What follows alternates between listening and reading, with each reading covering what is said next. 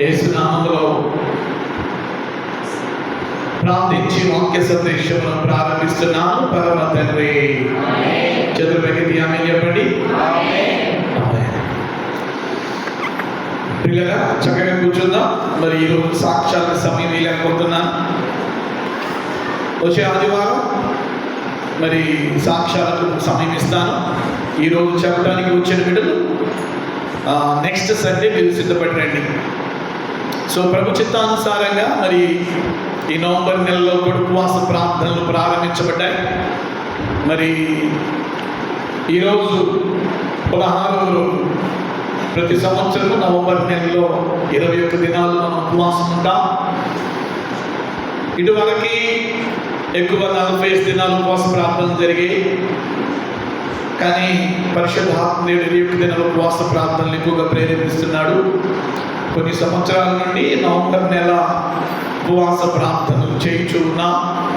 సంఘ క్షేమాభివృద్ధి కొరకు, మీ కుటుంబాల కొరకు, మీ ఆశీర్వాదం కొరకు, సంఘ క్షేమాభివృద్ధి కొరకు, నశించిపోతున్న ఆత్మల కొరకు 21 దినాలు ఎక్కువగా ప్రార్థనలు గడుపుతున్నాం. బయటికి ఎక్కడికి వెళ్ళకుండా ఇలా 21 దినాలు ప్రభు పాదాల దగ్గర. ఈసారి మధ్యాహ్నం కూడా ప్రార్థనలు ఏర్పాటు చేయబడ్డాయి మీ అనుకూలత కొరకి. సో మధ్యాహ్న కాల ప్రార్థనలు కూడా చాలా శక్తివంతంగా జరుగుతున్నాయి. రాత్రికాల ప్రార్థనలు కూడా బాగా ఆశీర్వాదకరంగా జరుగుతున్నాయి. మధ్యాహ్నం 12 గంటల నుంచి 2 గంటల వరకు, రాత్రి 7 గంటల నుంచి 9 గంటల వరకు. సో మీకు ఏ సమయంలో అనుకూలమో ఆ సమయాన్ని బట్టి మీలో కొంతమంది వస్తున్నారు. పిల్లలు ఇంకా 6 దినాలు మాత్రమే ఉన్నాయి. ఈరోజు మొదలుకొని శుక్రవారం కల్లా అయిపోతాయి ఉపవాస ప్రార్థనలో. కనుక ఇప్పటి వరకు ఇంకా ఈ ఉపవాస ప్రార్థనలో పాల్గొనలేని వారు దయచేసి మీకు మధ్యాహ్నం వీలుంటే మధ్యాహ్నం రండి, రాత్రి వీలుంటే రాత్రి రండి.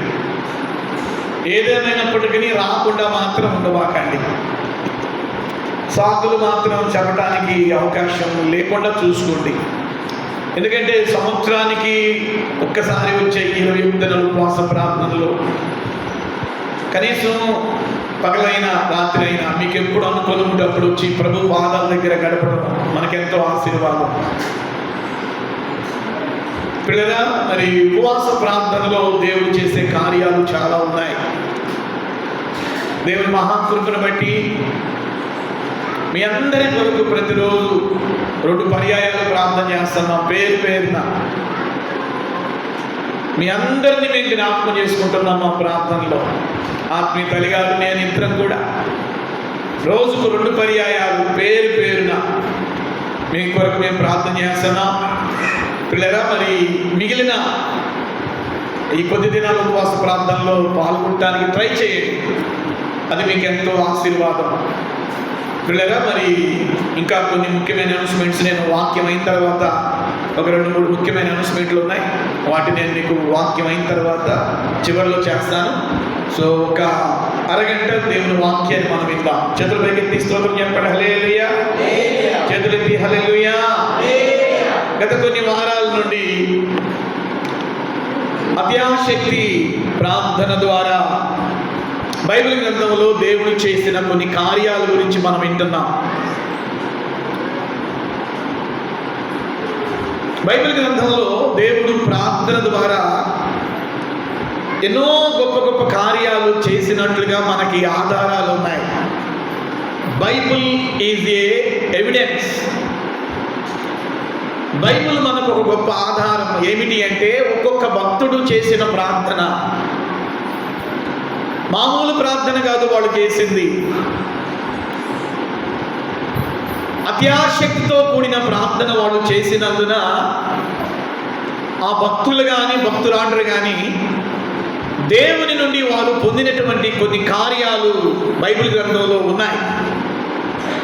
ఎందుకు బైబిల్ గ్రంథంలో పరిశుద్ధాత్మ దేవుడు రాసి పెట్టాడంటే మనకి అవి ఒక గొప్ప మార్గదర్శకంగా ఉండటానికి. ఫలానా భక్తుడు ఇలా ఆసక్తితో ప్రార్థన చేశాడు, ఫలానా భక్తురాలు ఇలాగ అత్యాశక్తితో ప్రార్థన చేసింది, అత్యాశక్తితో చేసిన ప్రార్థన బట్టి దేవుడు ఈ కార్యాలు చేశాడని ఈ తరములో ఉన్న మనకి చాలా ప్రోత్సాహకరంగా ఉండటానికి పరిశుద్ధాత్మ దేవుడు బైబిల్ గ్రంథంలో రాసిపెట్టాడు. ప్రార్థన ద్వారా దేవుడు ఏదైనా చేయగలుగుతాడు.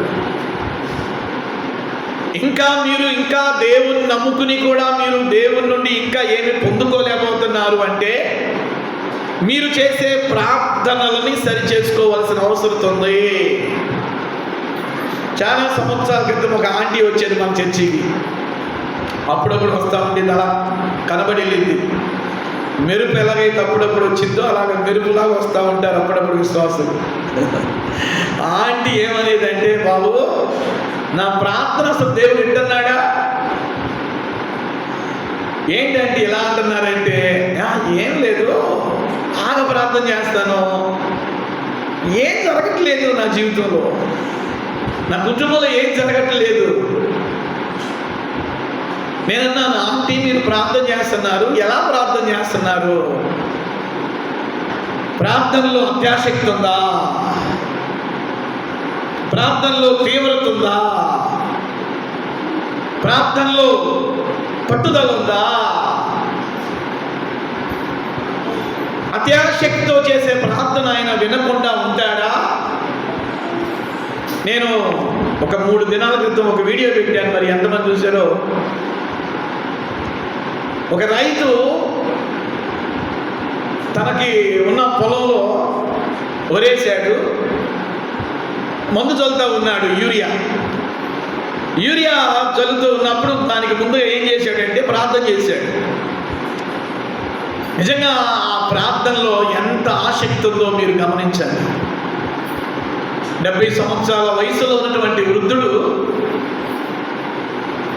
ఆ పొలానికి యూరియా ముందు కొట్టేటప్పుడు, ప్రభా అప్పుల పాలయ్యాను గతంలో, ఈసారి ఈ పంట నాకు లాభం తీసుకొచ్చే పంటగా చెయ్యి ప్రభా, నువ్వు చేయగలిగిన దేవుడివి, నీకు అసాధ్యమైంది ఏది లేదు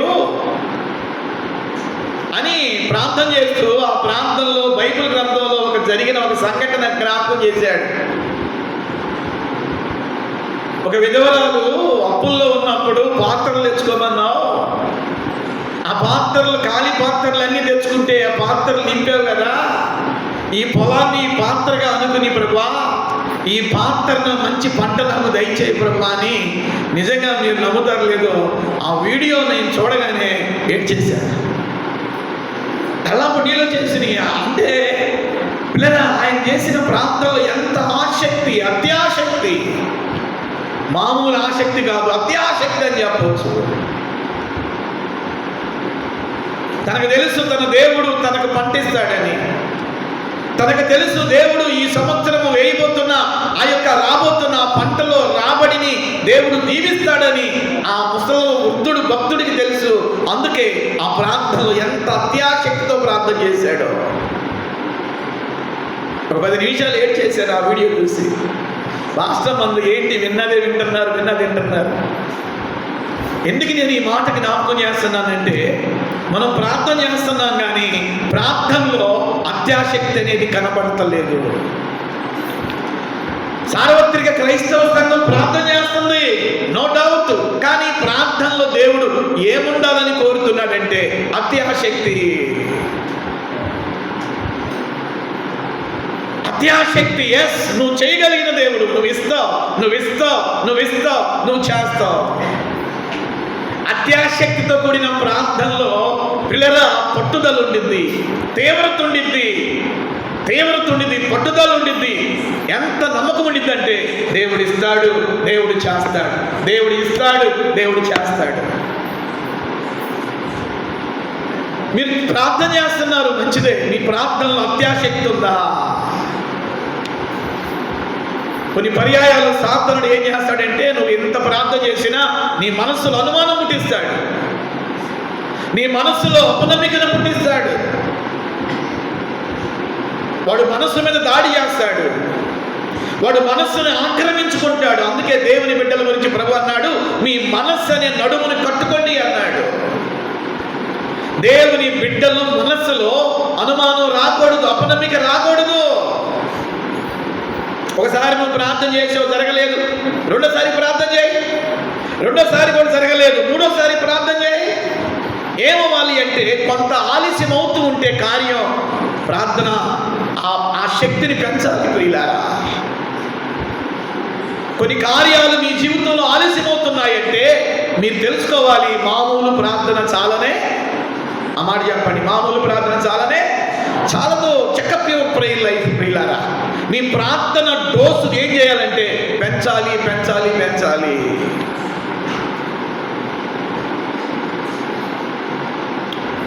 సో అత్యాశక్తి ప్రార్థన గురించి గత కొన్ని వారాల నుంచి నేను మీతో చెప్తున్నా. అత్యాశక్తితో సంఘం ప్రార్థన చేస్తే చెరసాలలో ఉన్నటువంటి పేతురుని దేవుడు విడిపించి సంఘంలోకి తీసుకొచ్చాడు. అత్యాశక్తితో ప్రార్థన చేసినప్పుడు బంధకాలు తెగిపోతాయని చెప్పారు. అత్యాశక్తితో ప్రార్థన చేసినప్పుడు సంఖ్యలు తెగిపోతాయని చెప్పారు. అత్యాశక్తితో ప్రార్థన చేసినప్పుడు సాతాను కట్లు తెగిపోతాయని చెప్పారు. నీ భర్త మీద, నీ భార్య మీద, నీ పిల్లల మీద, నీ కుటుంబం మీద, నీ ఉద్యోగం మీద, వ్యాపారం మీద కట్టిన సాతాను కట్లన్నీ కూడా తెగిపోతాయని చెప్పారు. తర్వాత అత్యాశక్తితో మోషే ప్రార్థన చేస్తే 2250 కిలోమీటర్ల పొడవునటువంటి ఆ ఎర్ర సముద్రం, 355 కిలోమీటర్ల పొడవున్నటువంటి ఆ ఎర్ర సముద్రం, 9970 అడుగుల లోతున్నటువంటి బలమైన ఎర్ర సముద్రం పాయలుగా చేయబడిందని చెప్పాను. అత్యాశక్తితో మోషే ప్రార్థించినప్పుడు తన ఎదుట అడ్డంగా ఉన్నది దేవుడు తొలగించాడు అని చెప్పాను. స్తోత్రం చెప్పండి హల్లెలూయా. మీరు అత్యాశక్తితో ప్రార్థన చేస్తే మిమ్మల్ని ఏవేవైతే అడ్డగిస్తున్నాయో ముందుకెళ్ళనీయకుండా, మీకు ఏవేవైతే మీ ఆత్మీయ జీవితంలో, మీ భక్తి జీవితంలో, మీ విశ్వాస జీవితంలో మిమ్మల్ని అడ్డుపడుతున్నాయో వాటిని దేవుడు తొలగిస్తాడు అని చెప్పారు. అడ్డులను దేవుడు తీసేస్తాడు అత్యాశక్తితో ప్రార్థన చేసినప్పుడు. మూడవదిగా అత్యాశక్తితో ప్రార్థన చేసినప్పుడు ప్రియులారా, పోయిన ఆదివారం నేను మీకు జ్ఞాపకం చేశాను, అబ్రహాము జీవితంలో అత్యాశక్తితో సొదొమ గొమొర్రా గురించి ప్రార్థన చేశాడు. ఆ అత్యాశక్తితో చేసిన ప్రార్థన ఫలితం ఏమిటి అంటే సొదొమ గొమొర్రా పట్టణములో నుండి లోతును దేవుడు కాపాడాడు. చేతులెత్తి స్తోత్రం చెప్పండి హల్లెలూయా. మనం అత్యాశక్తితో ప్రార్థన చేసినప్పుడు ప్రభువు ప్రజల్ని రక్షణలోకి తీసుకొస్తాడు. అబ్రహాము యొక్క అత్యాశక్తితో కూడిన ప్రార్థన లోతుని రక్షించింది. మనం కూడా అత్యాశక్తితో ప్రార్థించినప్పుడు ప్రజలు రక్షించబడతారు. చదువులైతే ఆమేన్ చెప్పండి హల్లెలూయా. హల్లెలూయా. నువ్వు అత్యాశక్తితో ప్రార్థించినప్పుడు రక్షణ పొందని భర్త రక్షణ పొందుతాడు. నువ్వు అత్యాశక్తితో ప్రార్థించినప్పుడు రక్షణ పొందని నీ పిల్లలు రక్షణ పొందుతారు. నువ్వు అత్యాశక్తితో ప్రార్థించినప్పుడు నీ రక్షణ పొందని నీ బంధువులు, నీ రక్త సంబంధికులు, నీ కుటుంబీకులు అందరూ కూడా నీ అత్యాశక్తితో చేసిన ప్రార్థన ఫలితం వాళ్ళు రక్షించబడతారు.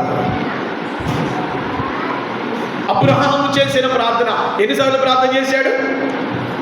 మీరు ఇంటికి వెళ్ళి చదువుకోమని చెప్పాను కదా, ఆదికాండం 18వ అధ్యాయంలో ఎన్నిసార్లు? నేను సిగ్నల్ ఇస్తే చెప్తారా? ఎన్నిసార్లు ఇక్కడ మనం చేశాడు దేవుణ్ణి? 6 times he was request గా 6 సార్లు దేవుని బతిలాడాడు. ఎవరి కోసం?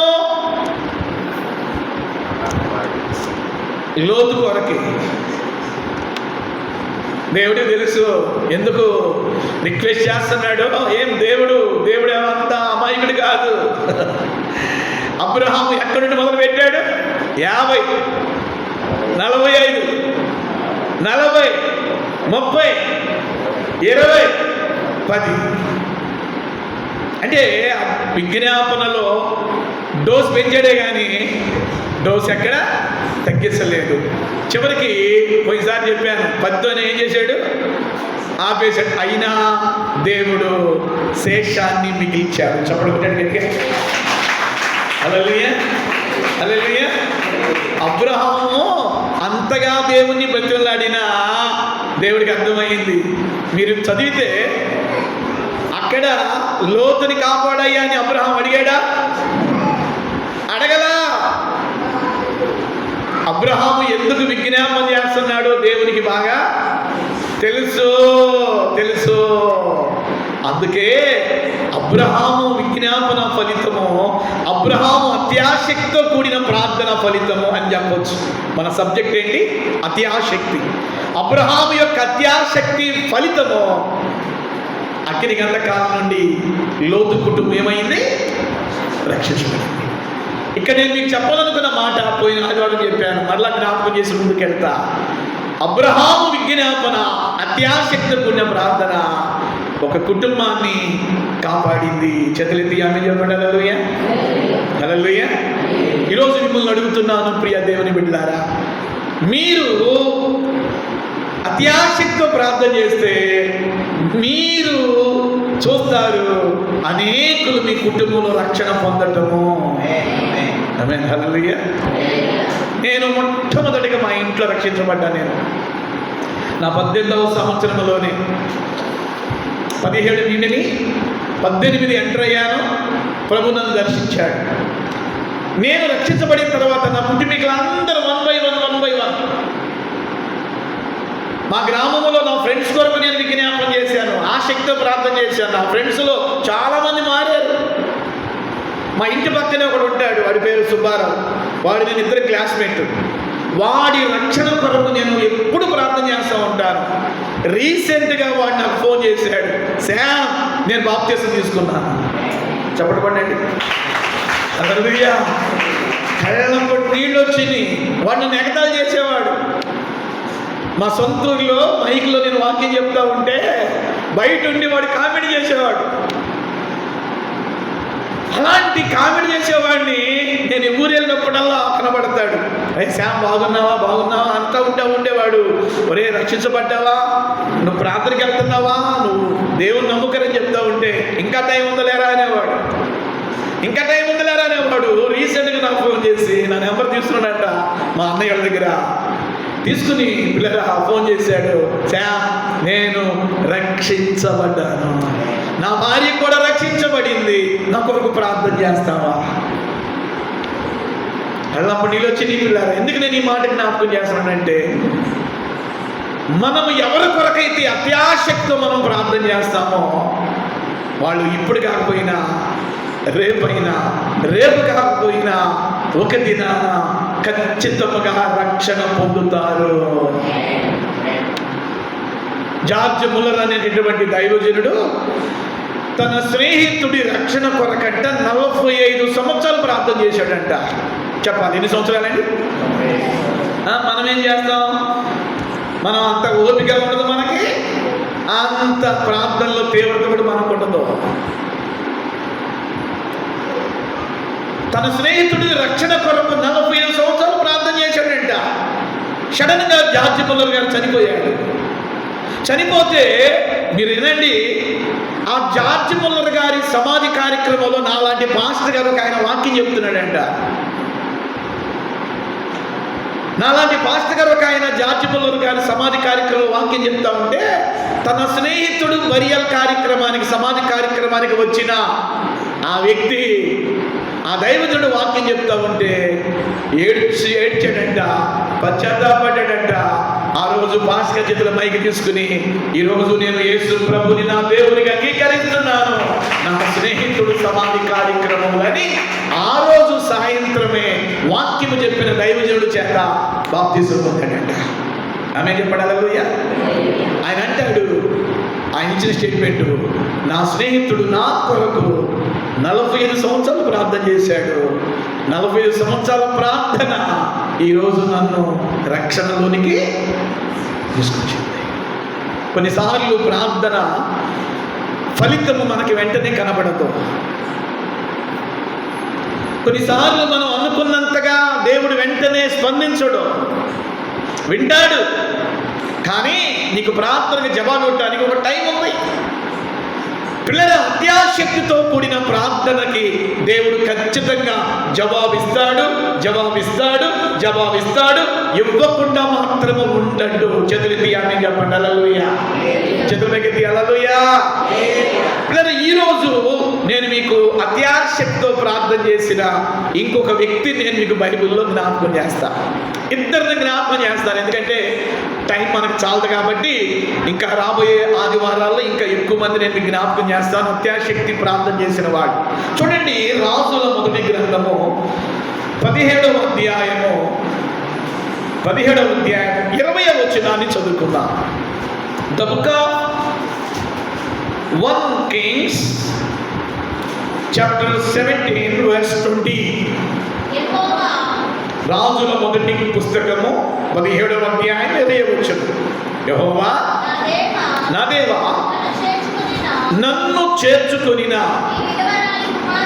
ఈ విధవరాలి కుమారుణ్ణి చంపునంతగా ఆమె మీదకి కీడు రాజేసిదివా అని యెహోవాకు మొర్ర పెట్టి ఆ చిన్నవాని మీద ముమ్మారు తాను పారజాచుకుని, యెహోవా నా దేవా, నా మొర్ర ఆలకించి ఈ చిన్నవానికి ప్రాణము మరలా రానిమ్మని యెహోవాకు ప్రార్థింపగా, యెహోవా ఏలియా, జాగ్రత్తగా వినండి. ఇక్కడ యెహోవా ఏలియా చేసిన ప్రార్థనను ఆలకించి ఆ చిన్నవానికి ప్రాణము మరలా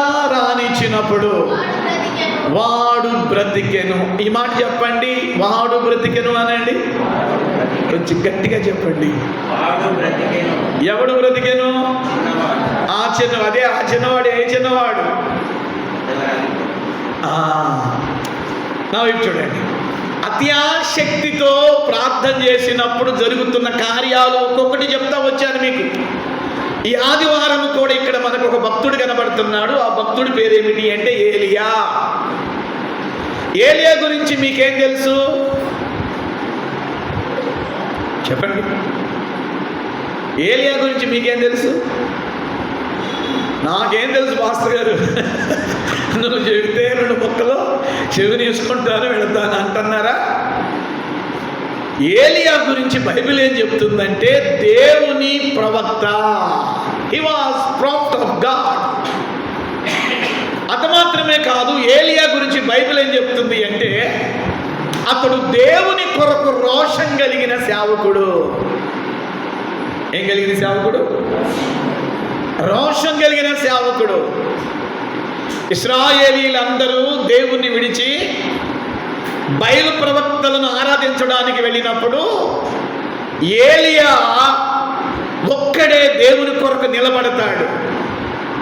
3.5 సంవత్సరాలు వర్షాన్ని ఆపాడు, పడకుండా భూమి మీద. అదే ఏలియా అత్యాశక్తితో ప్రార్థన చేస్తే వర్షం పంపబడింది. ఏలియా పైనుండి పరలోకం నుండి అగ్నిని దించినవాడు. ఏలియా గురించి చెప్పాలి అంటే 7 అద్భుతాలు చేశాడు. చెప్పాలి, ఎన్ని అద్భుతాలు చేశాడు చెప్పాలి. ఇంకొక మాటలో చెప్పాలంటే రాజులకి నిద్ర లేకుండా చేశాడు. చేతులెత్తి ఆమేన్ చెప్పండి. హల్లెలూయా. ఇక్కడ ఒక మాట చెప్తాను వినండి. ప్రార్థనా పరులు చూస్తే సైతానుడికి నిద్ర పట్టదు. ప్రార్థనా పరులు అంటే వాడికి భయం. పాటలు పాడేవాడు జోలికి రాడు వాడు, ఆరాధన చేసే వాళ్ళ జోలికి రాడు వాడు. పిల్లరా గమనించండి, నువ్వు ఎప్పుడైతే మోకాళ్ళ మీద ప్రార్థన చేయడానికి మొదలు పెడతావో అప్పుడు వాడికి భయం అండి. అందుకే ఆసక్తితో ప్రార్థన చేసే వాళ్ళంటే వాడికి చాలా భయం. ఆసక్తితో ప్రార్థన చేసే వాళ్ళంటే వాడు ఓర్వలేడు. ఆసక్తితో ఎవరైతే ప్రార్థన చేస్తారో వాళ్ళని గలిబిలి చేయాలని చూస్తుంటాడు. ఆసక్తితో ప్రార్థన చేసే వాళ్ళ కుటుంబాల్లో సమస్యలు పుట్టించాలని చూస్తాడు. కారణం ఏంది? ఎలాగైనా వాళ్ళు ఆసక్తితో కూడిన ప్రార్థన వదులుతారు అని. పిల్లలు మీకు ఒక మాట చెప్తాను, ఎన్ని సమస్యలు ఉన్నా ఆసక్తిని తగ్గకూడదు మీ జీవితాల్లో. ఎన్ని ఆర్థిక ఇబ్బందులు ఉన్నా, ఎన్ని పోరాటాలు ఉన్నా, ఎన్ని శ్రమలు మీ జీవితంలో ఉన్నా ఆసక్తితో కూడిన ప్రార్థన తగ్గకూడదు. బైబిల్ గ్రంథంలో మీకంటే ముందున్నటువంటి భక్తులకి శ్రమలు లేవా? ఉన్నాయి. శ్రమల మధ్యలో వాళ్ళు ఆసక్తితో ప్రార్థన చేసేవాళ్ళు. కష్టాలు లేవా వాళ్ళకి? ఎస్ ఉన్నాయి. కష్టాల మధ్యలో ఆసక్తితో ప్రార్థన చేశారు. ఆర్థిక ఇబ్బందులు లేవా? ఉన్నాయి. ఆ ఆర్థిక పరిస్థితుల మధ్యలోనే అత్యాశక్తితో వాళ్ళు ప్రార్థన చేశారు. మన ముందు ఎన్ని ప్రతికూల పరిస్థితులు ఉన్నప్పటికీ అత్యాశక్తితో కూడిన ప్రార్థన తగ్గకూడదు. రాజులకు నిద్ర లేకుండా చేశాడు ఏలియా. అంటే ఏలియాను చూస్తే రాజులకు భయం అన్నమాట. అమ్మో, ప్రార్థన ద్వారా ఆకాశాన్ని మూసేశాడు. ఆకాశాన్ని వర్షింప చేయకుండా చేసిన వాడు ఏలియా. ఆకాశం నుండి అగ్ని పంపిన వాడు ఏలియా. దేవుని కొరకు రోషం కలిగిన వాడు ఏలియా. రాజులు ఆలోచించేవాళ్ళంట ఏలియా గురించి. సైతాను కూడా ఆలోచిస్తాడు. ఎవరి గురించి? అత్యాశక్తితో ప్రార్థన చేసే వాళ్ళ గురించి ఆలోచిస్తాడు. ప్రభు మాట్లాడుతున్న మాట ఏమిటి అంటే, ఇక్కడ రాజుల 1 పుస్తకం 17వ అధ్యాయంలో ఒక సంఘటన జరిగింది. ఏమిటి ఆ సంఘటన అంటే, కరువు కాలంలో ఏలియాని దేవుడు సారెపతు అనే ఊరు వెళ్ళమంటాడు. జాగ్రత్తగా వినాలి. సారెపతు అనే ఊరు వెళ్ళమంటే వెళ్తాడు. అక్కడ ఏలియాని దేవుడు 3.5 సంవత్సరాలు ఒక విధవరాలి ద్వారా పోషించబడతాడు. ఏమంటాడు ఏలియా? మొదట వెళ్ళగానే దైవజనుడు వచ్చాడని చక్కగా రిసీవ్ చేసుకునేది. దైవజనుడు ఏలియా అంటాడు, అమ్మ నాకు తాగటానికి నీళ్ళు తీసుకురా అంటాడు. సరే, నీళ్ళే అడిగాడు కదని సంతోషంగా వెళ్ళి తీసుకురాబోతుంటే ఏమంటాడు ఏలియా? ఆ చేత్తోనే, ఆ మాట అనండి, ఆ చేత్తోనేనండి, ఆ చేత్తోనే ఏం తెమ్మంటాడు? అప్పం తెమ్మంటాడు. అప్పుడు ఆమె అన్న మాట ఏంది? నీ దేవుడే యెహోవా జీవము తోడు, గంపలో ఒక్క రొట్టెకి తగ్గ పిండే ఉంది, ఆ రొట్టెకి తగ్గ నూనె మాత్రమే ఉంది. ఈ రొట్టె సగం నేను నా కొడుకు తిని ఇక మేము దేని కొరకు ఎదురు చూస్తున్నాం? చావు కొరకు. We are waiting for death. అప్పుడు ఏమన్నాడు? మొదటి అప్పములను తీసుకొచ్చి నా చేతిలో పెడితే ఈ కరువు కాలం అంతా నీవు నీ కుమారుడు సమృద్ధిగా భోజనము చేస్తారు అని దేవుడు సెలవిస్తున్నాడు. ఆ సారేపోతు వెదవరాలి స్థానంలో మనం ఉంటేనా పోవయ్యా ఏలియా అని చెప్పేవాళ్ళమ్మా. హల్లెలూయా. మనకేంటంటే అంత నమ్మకం దేవుడి మీద, దైవ సేవకుడి మీద, దైవ సేవకుడి మీద అంత గౌరవం మనకి. పోవయ్యా, ఈ కరువు కాలంలో నా ఇల్లే దొరికిందా నీకు? నేను అప్పటికి చెప్పినా కూడా నువ్వు వెళ్ళవేంది అని మనమైతే సిగ్గు లేకుండా దైవ సేవకుల ముఖం ఏమన్నాను కానీ డోర్ వేసేసి వాడు బాధపడిన పర్వాలేదు లేని గెట్అవుట్ అనుకుని ఆ ఉన్న రొట్టె ఖచ్చితంగా మన పిల్లలు తినేవాళ్ళు. కానీ ఆ భేద విధురాలు అలాంటిది కాదు. దైవజనుడు గౌరవాన్ని తెలిసింది, దైవజనుడు విలువ తెలిసింది. నా దైవజనుడు చెప్పాడు అంటే ఖచ్చితంగా జరగబోతుంది అని ఆమె వెళ్ళింది. మొదటి అప్పమును తీసుకొచ్చి దైవజనుడి చేతిలో పెట్టి వెళ్ళి చూడంగానే ఆ గంపలో పిండి ఏమవుతుంది చెప్పాలి? ఏమవుతుంది? ఉత్పత్తి. ఆమె చెప్పండి. హల్లెలూయా. ఉత్పత్తి అవుతుంది. సరే, పిండేనా ఉత్పత్తి అవుతుంది అని ఇటు తిరిగి చూసి బుడ్డిలో నూనె ఏమైనా ఉత్పత్తి అవుతుందా అంటే ఆ యొక్క నూనె కూడా ఉత్పత్తి అవుతుంది. చేతులెత్తి ఆమేన్ చెప్పండి. హల్లెలూయా, హల్లెలూయా. మన దేవుడు ఎలాంటి దేవుడు అంటే ఏది మన జీవితంలో తగ్గిపోతుందో దానిని ఉత్పత్తి చేస్తాడు. చేతులెత్తి ఆమేన్ చెప్పండి.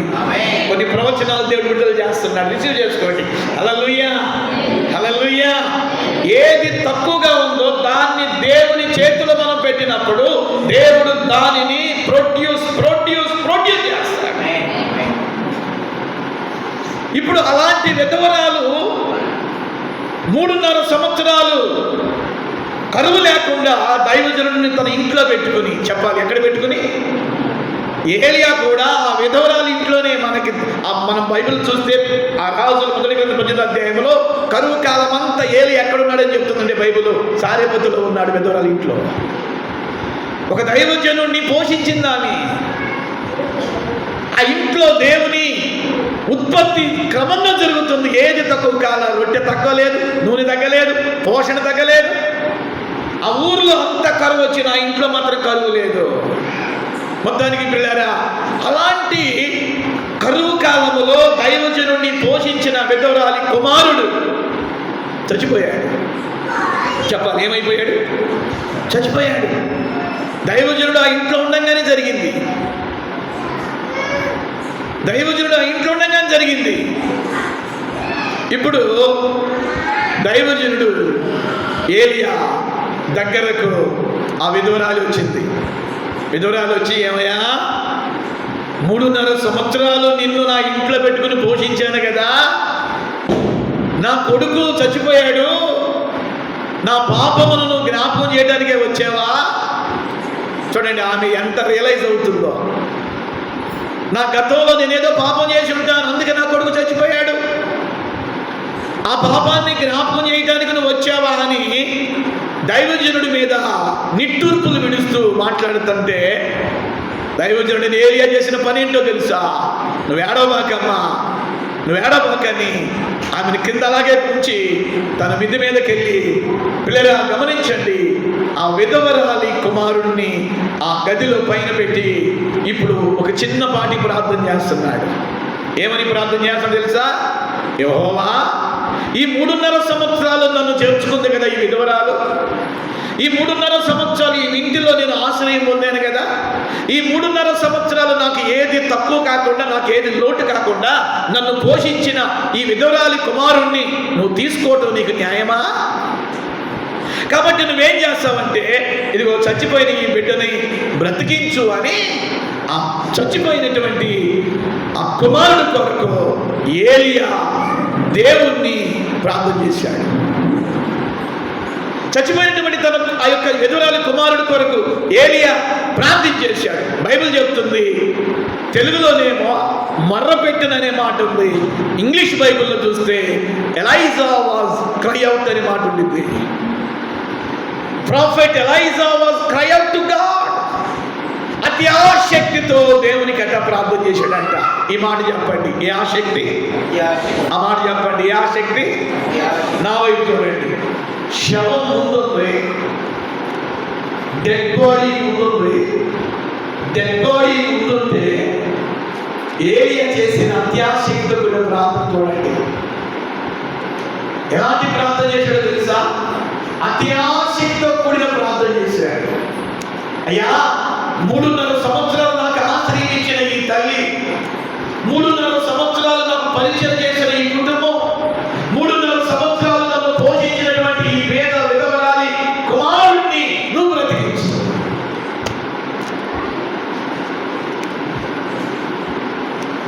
ఏమవుతుంది మీకు ఇక్కడ?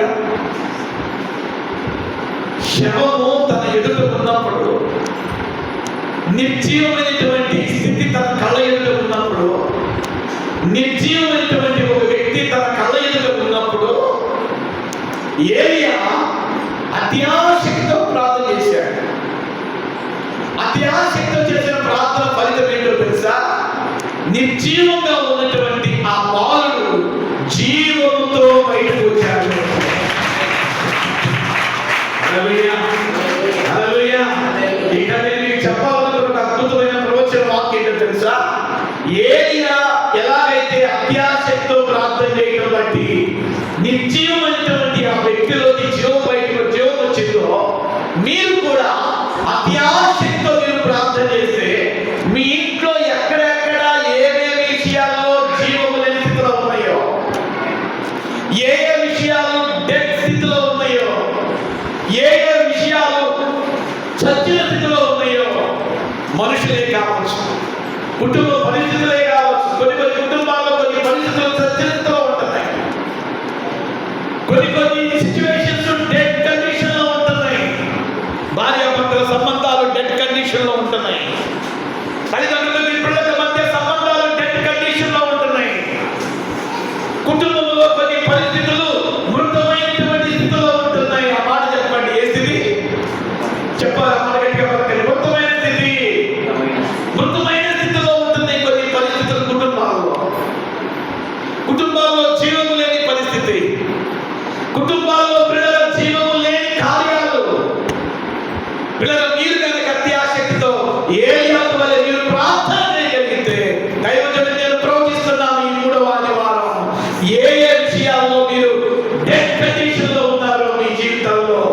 జీవితాల్లో మీరు మళ్ళా జీవాన్ని పొందుదురుగాక. చదివి అని చెప్పడయ్యా.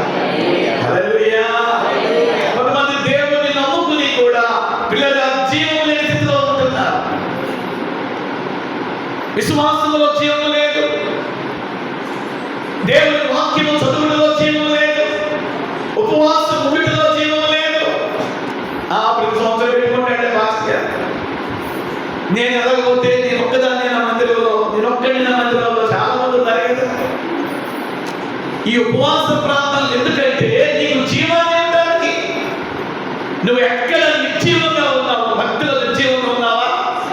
ప్రార్థనలో నిర్జీవంగా ఉన్నావా? ఉపవాసంలో నిర్జీవంగా ఉన్నావా? వాక్యంలో నిర్జీవంగా ఉన్నావా? దేవునితో నీ సంబంధం నిర్జీవమైన స్థితిలో ఉందా? కొంతమంది విశ్వాసులే జీవం లేదు. ఆరాధన అంటే ఉలుగుడు పలకూడదు, బొమ్మలా నిలబడతారు. ఆరాధనలో గుడ్డా పీసులు కడుగుతూ ఉంటారు. కొంతమంది ఆరాధనలో దృష్టి అంతా జనాల మీద భాషతో మాట్లాడుతున్నారు, పడుతున్నారు. ఇలా ఉండకూడదు. ఆరాధనలో నువ్వు జీవం జీవం జీవం. మీలో ఇంకా చాలా మంది నిర్జీవ స్థితిలో ఉన్నారు, జీవమైన స్థితిలో ఉన్నారు, చచ్చిన స్థితిలో ఉన్నారు. మీలో కొంతమంది